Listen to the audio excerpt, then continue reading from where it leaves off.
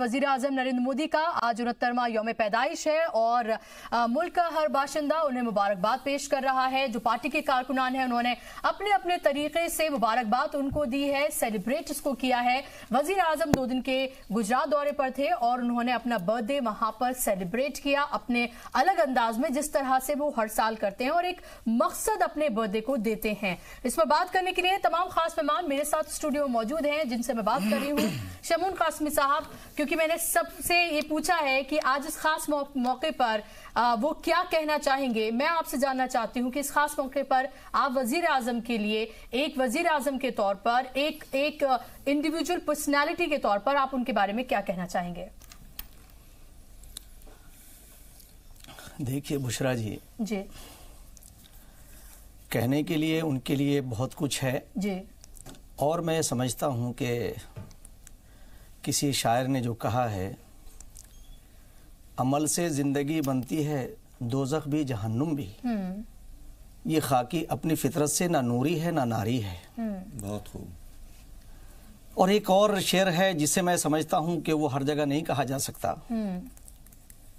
हजारों साल नरगिस अपनी बेनूरी पे रोती है, बड़ी मुश्किल से होता है चमन में दीदावर पैदा।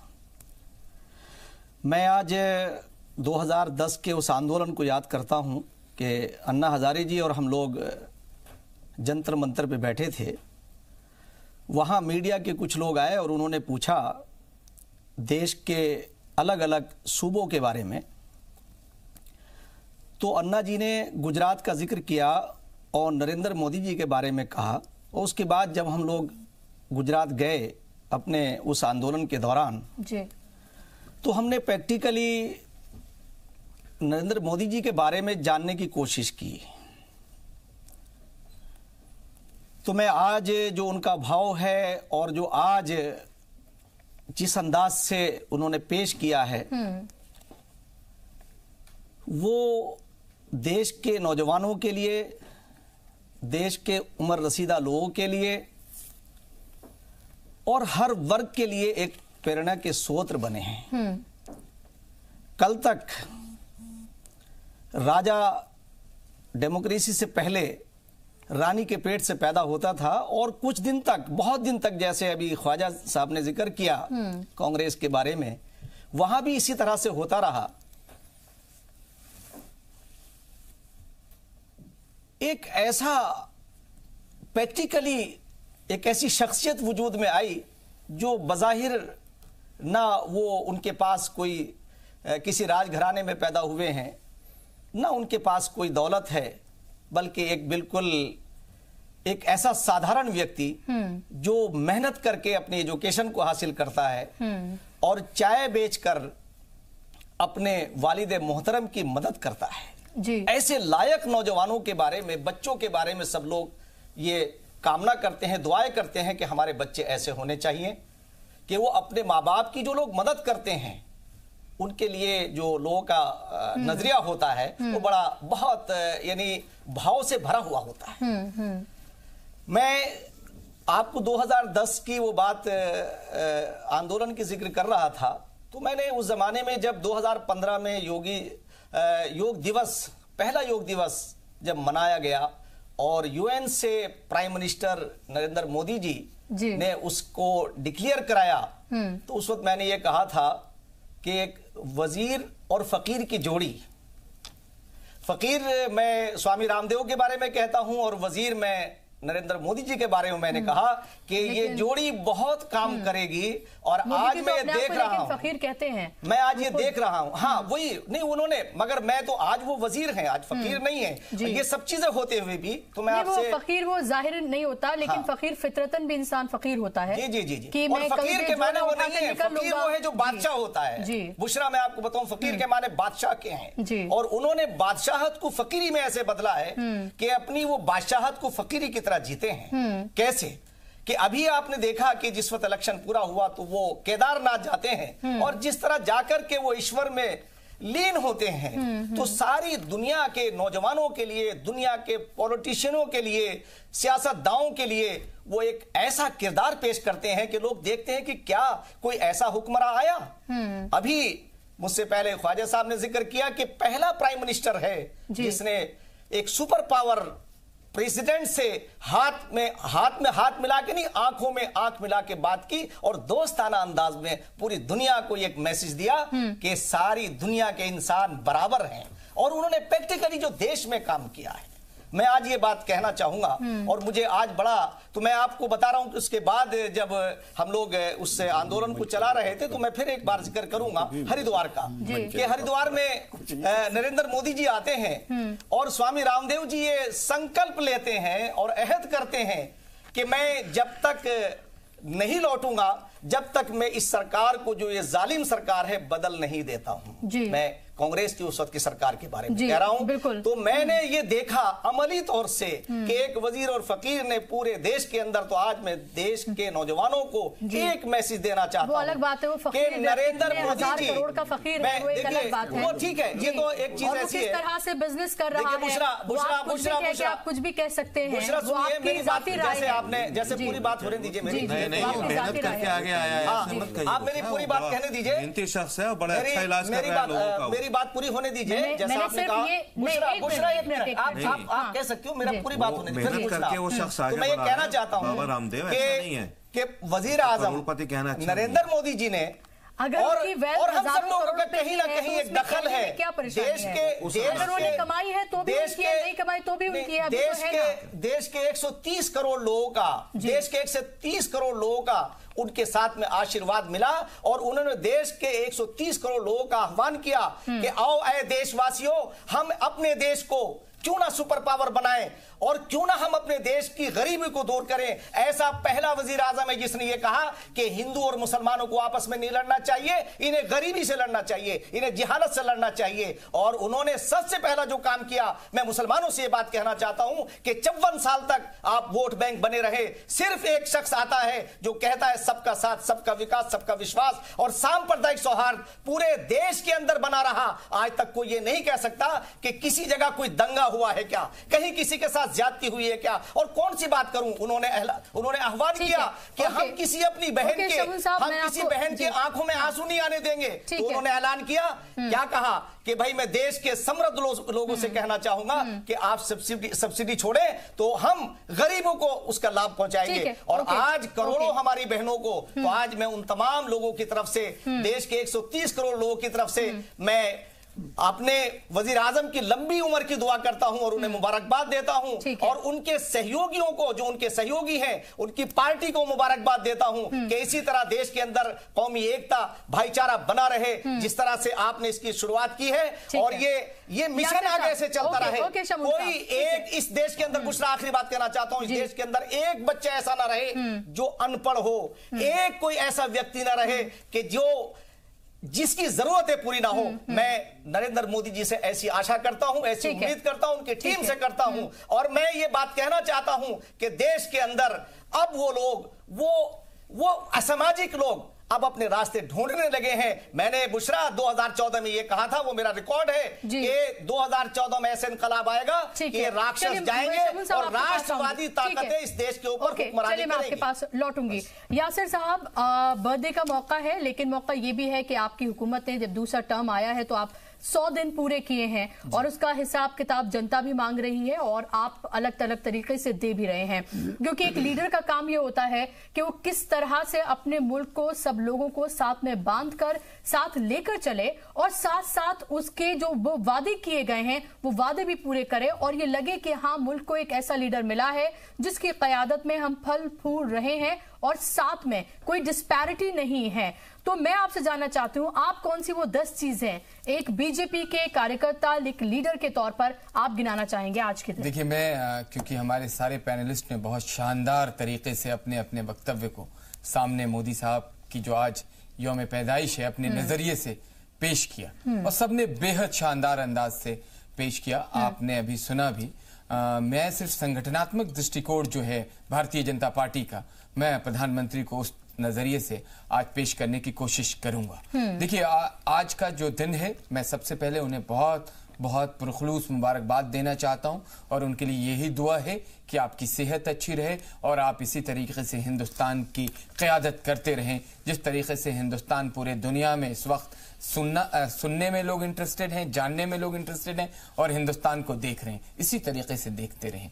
देखिए, मैं जो बात रख रहा हूं, आज़ादी हमें दिलाई ऑफ कोर्स महात्मा गांधी ने, जिनका पूरे दुनिया जिनको जानती है, समझती है और उनके बारे में पढ़ने की कोशिश करती है। इसी तरीके से इस नए भारत का आगाज आने वाली जनरेशन के लिए, आने वाले इतिहास के स्वर्णिम अक्षरों में किसी एक इंसान का, एक युग पुरुष का अगर नाम लिखा जाएगा, जाना जाएगा, तो नरेंद्र मोदी साहब का जाना जाएगा। क्योंकि जो इच्छा शक्ति है, जो उनके काम करने का तरीका है, आप यकीन करें कि पिछले 20-21 सालों से उनको बहुत नजदीक से फॉलो करने का जो लोगों ने, मैं ही नहीं, मेरे जैसे तमाम जो भारतीय जनता पार्टी के कारकुन हैं, वो उनको देख रहे हैं काम करते हुए, चाहे वो गुजरात के मुख्यमंत्री जब थे तब या जब वो हमारे देश के वजीर आजम बने। उनके काम करने के तरीके में कहीं कोई किसी भी जात पात धर्म का कोई लेना देना नहीं होता है।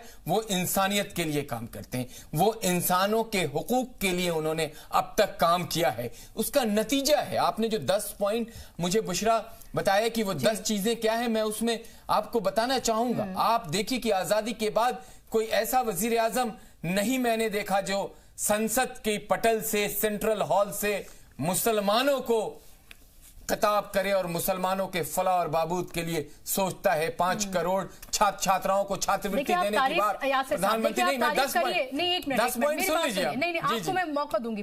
आप तारीफ करिए, आप सारी चीजें कहिए, लेकिन ये कह देना, देखिए इस चीज से सख्त ऐतराज है मुझे कि ये कह देना कि 70 साल में कुछ नहीं हुआ, 70 साल में कुछ नहीं हुआ, 70 साल में मुसलमानों की किसी ने बात की, 70 सालों में किसी वजीर आजम ने मुसलमानों को सीधे तौर पर खिताब ही नहीं किया। आप सहाफी हैं, आपके पास भी उतने ही जानकारी होगी, रिसर्च होगी, लेकिन जो मेरी रिसर्च है, दावे के साथ कहता हूं कि आजादी के बाद किसी एक प्रधानमंत्री का नाम बता दीजिए जिन्होंने संसद के सेंट्रल हॉल से मुसलमानों को खिताब किया होगा। तो आप अगर कहेंगी तो मैं अपनी इस बात को वापस ले लूंगा, लेकिन मुझे यकीन है कि ना आपके पास, कि रिसर्च टीम के पास किसी तरह का आंकड़ा होगा, क्योंकि हमने बिल्कुल रिसर्च के साथ तर्क बात कही है और बिल्कुल ये सच्चाई है। आप जवाहरलाल नेहरू से लेके तमाम जो लास्ट के वजीर आजम मनमोहन सिंह थे, उनका इतिहास उठा के देख लीजिए। मैंने किसी के बारे में, मैंने सिर्फ देश को जिन्होंने आजादी दिलाई उस नायक का नाम लिया, महात्मा गांधी, और जो दूसरे भारत के महानायक हैं, जो इस सदी के नायक हैं, मैं उनका नाम, जो अभी हमारे वजीर आजम नरेंद्र मोदी है। मैंने अभी एक पॉइंट आपको बताया है, अब दूसरे पॉइंट पे आप आ जाइए। आज हमारे 70 साल का जो सबसे बड़ा एक कलंक था भारत के ऊपर, 35 से और 370 का, उसको इसी वजीर आजम ने अपने इच्छा शक्ति के बल पे रिमूव करके उस रियासत को यूनियन टेरिटरी में बदल दिया। पूरी दुनिया इसके लिए तारीफ कर रही है, पूरी दुनिया, और इस्लामिक ममालिक तो आगे बढ़ के वजीर आजम को ऐसे मान रहे हैं कि वाकई कोई कायद होता है। अगर दुनिया में बड़े बड़े जो कायद आए जिनके इतिहास को हम बार बार कोशिश करते हैं, तो लोग आज, चाहे वो गूगल्स के माध्यम से हो, चाहे वो उनको सर्च करने के माध्यम से, अगर किसी को सबसे ज्यादा इस पूरे 2 महीने में सर्च किया गया है दुनिया में, तो नरेंद्र मोदी को ट्रंप का भी नंबर नहीं आता। आपको मैं बिल्कुल दावे के साथ कहता हूं। तीसरा आपको मैं बताता हूं, ट्रिपल तलाक जैसी एक कृति हमारे समाज की थी, जो हम लोगों ने जब इसकी लड़ाई, हमारे बड़े, हमसे जो बड़े थे इस समाज में, वो लड़ते रहे, लेकिन उस जो एक ऐसा घिनौना कृत्य हमारे समाज में चला आ रहा था, जिसने हमारे मजहब ने कहीं ना कहीं उस पर सवालिया निशान लगाया था। मैं तलाक़े बिद्दत की बात कर रहा हूं, ये मैं क्लियर कर दूं। उस तलाक़े बिद्दत को भी खत्म करने का अगर किसी को सारा श्रेय जाता है तो इस सरकार को जाता है, मोदी साहब को जाता है, उनके वजीरों को जाता है और उनके तमाम कारकुन जो उनके नीचे काम करते हैं। ये तो अभी एक तीसरा मसला आया है। अब आपको मैं चौथे पांचवे जो रोजगार के साधनों का, जो स्कीम्स नीचे स्तर तक ले जाने की बात, जो सिक्किम से लेके और कन्याकुमारी तक जिन स्कीमों को इंप्लीमेंट करने के लिए अगर किसी ने इच्छा शक्ति दिखाई, तो इस वजीर आजम ने दिखाई। हमारे देश के एक वजीर आजम कहा करते थे कि हम 1 रुपया भेजते हैं तो नीचे पहुंचते पहुंचते 15 पैसे उस स्कीम के लिए पहुंच पाता है, इसलिए हमारी स्कीमें फेल हो जाती हैं। लेकिन हमारे प्रधानमंत्री ने अगर 1 रुपया भेजा है किसी सुदूर शहर के छोटे से शहर के डीएम के पास, तो वो डीएम 1 रुपया एक्सेप्ट करता है और वही 1 रुपया नीचे निकाल के लोगों तक पहुंचाता है, क्योंकि वो वहां के विकास और डेवलपमेंट में लगे। ये इस प्रधानमंत्री की देन है। भारत का एक ऐसा वजीर आजम मिला जिसने सबका साथ सबका विकास तमाम पैनलिस्ट ने कही, और आप यकीन मानिए कि उन्होंने कोई डिफरेंशिएट नहीं, कोई डिफरेंसेस नहीं। आप बताएं कि किसी तरह की कोई बात बताएं। आज वजीफों के बारे में बार बार बात होती है। हमारी माइनॉरिटी मिनिस्ट्री की जो आपकी 7th बात पे आ जाता हूं, माइनॉरिटी मिनिस्ट्री की स्कीम अगर आप जाके देखें और जिस तरीके से जिस तेजी से काम चल रहा है, उसके भी हमारे जो वजीर हैं वो जिस तरीके से क्योंकि प्रधानमंत्री ने अगर किसी चीज को ताकीद कर रखा है कि ये आम जन तक पहुंचना है, तो वजीर भी उतनी ही संजीदगी के साथ काम कर रहे हैं। और तमाम बुशरा देखिए, तमाम जो स्कीमें हैं इस वक्त आप उसके आंकड़े उठा के देखें, तमाम स्कीमें इंप्लीमेंट की जा रही हैं। कोई भी अधिकारी ऐसा नहीं है जिससे अभी आप अगर फोन करके बात करेंगी मंत्रालय में तो वो आपको सारी स्कीम के बारे में बताएगा। इतनी ट्रांसपेरेंसी मैंने कभी नहीं देखी। मैं भी पिछले 15 सालों से तो बहुत ज्यादा एक्टिव हूं, पॉलिटिकल एक्टिव हूं। दूसरी सरकारों को देखा है हमने, उनसे काम कराने की कोशिश करी है, लेकिन अभी जो काम हो रहे वो मैंने नहीं देखा है। अब आप देखिए, आपको एक चीज और, अभी तो 9 और 10 2-3 और पॉइंट आपके बच्चे। भारत के अंदर सुदूर गांव से लेके कॉस्मोपॉलिटन शहर तक भारतीय सड़क के साथ जोड़ दिया गया। जो रोडवेज है आप जाके देख लें। मैं यकीन मानिए कि जो मेघालय के जो बिल्कुल आदिवासी इलाके, जो ऊपर का इलाका है, जो 200, 250, 300 फीट ऊपर में जो रोड है, वो भी रोड आपको 4 लेन मिलेगी। जो सड़क की योजना के अंदर प्रधानमंत्री सड़क योजना में जो जोड़ा है, तो आप यकीन माने कि गांव तक को, उत्तर प्रदेश की अगर बलिया क्या कोई गांव है, वो अगर आपको कनेक्ट किया तो ये नोएडा का हाईवे डायरेक्ट बलिया तक चला गया। ये देन भी इस प्रधानमंत्री, पहले क्या पोजीशन थी, सड़क कितनी धीरे और स्लो बनती थी, ये भी भारत के लोगों ने देखा है। आज जो सड़क बनने का काम है वो कितना तेजी से, कितने किलोमीटर एक दिन में बनाए जाते हैं, इसके आंकड़े आपके पास मुझसे ज्यादा बेहतर तरीके से होंगे वो काम। अब आइए आप स्वास्थ्य को लेके, पहले जिस तरीके से पूरी के पूरे मेडिकल सिस्टम का एक सिस्टम इतना चरमराया हुआ था, आज आप एम्स, मैं सिर्फ दिल्ली की बात अभी कर रहा हूं, आप एम्स में जाएं, राम मनोहर लोहिया हॉस्पिटल में जाएं, सफदरजंग में जाएं, और इवन उनका इंपैक्ट मैं ऐसा नहीं कहूंगा, जो दिल्ली सरकार के अंदर की हॉस्पिटल है वहां भी आपको काम करते हुए डॉक्टर दिखाई देंगे। वहां भी जो गरीब हैं, जो आयुष्मान योजना के तहत जो सबसे बड़ी योजना इस वक्त प्रधानमंत्री की तरफ से है, उसका लाभ आम आदमी उठा रहा है। ये नवी है, 10वीं आपको मैं बता दूं, कश्मीर से लेके कन्याकुमारी तक लोगों के घरों में जल नल के द्वारा भेजने की जो एक कोशिश की गई है वो पहुंची है। और यकीन माने, मैं कोई, देखिए ये मेरी सरकार है, मेरी संगठनात्मक दृष्टिकोण थी। आपने 10 पॉइंट पूछा था, और ये सारी की सारी चीजें आप इस वक्त, ये स्मार्टफोन हर आदमी के साथ, मुझे लगता है कि 60% भारतीय के पास है। एक क्लिक करिए इस वक्त, आप हर जो भी मंत्रालय उसके पोर्टल पे जाइए, उसकी जानकारी लीजिए और उसकी जानकारी आपको मिलेगी। ये भी इसी सरकार और इसी वजीर आजम ने कहा है। तो मैं जन्मदिन की बहुत बहुत पुनः बधाई देना चाहूंगा आपके माध्यम से, जितने भी दर्शक देख रहे हैं। हम लगातार, ये भी आप देख रहे होंगे हमारी स्क्रीन पर, लगातार चल रहा है। वर्ल्ड लीडर के तौर पर हम दिखा रहे हैं वजीर आजम को, और क्यों ना दिखाएं, क्योंकि हम ये देख रहे हैं लगातार जिस भी मुल्क में वजीर आजम जाते हैं वहां उन्हें कितनी रिस्पेक्ट दी जाती है, उनको किस तरह से अलग अलग, खासतौर पर इस्लामिक जितने भी ममालिक हैं वहां पर उनको आला तरीन एजाज से नवाजा जा चुका है।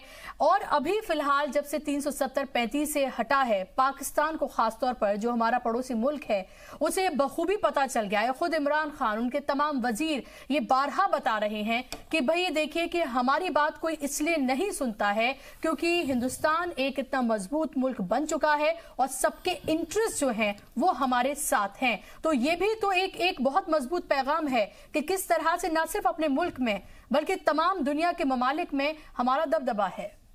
जी बुशरा साहिबा, बहुत आपने अच्छा सवाल किया है। 2 अल्फाज कहना चाहूंगा मोदी साहब के लिए। जी। दिलदार, दमदार, जानदार, वफादार, वफादार, ईमानदार, ये उनको डिस्क्राइब करता है। और जो शेर आपने मुझे काट दिया था शुरू में, वो पूरा करके फिर आपका जवाब दूंगा। वो नदी की तरह शांति से बहता है, वो गाली सुन के भी दुश्मन को भाई कहता है।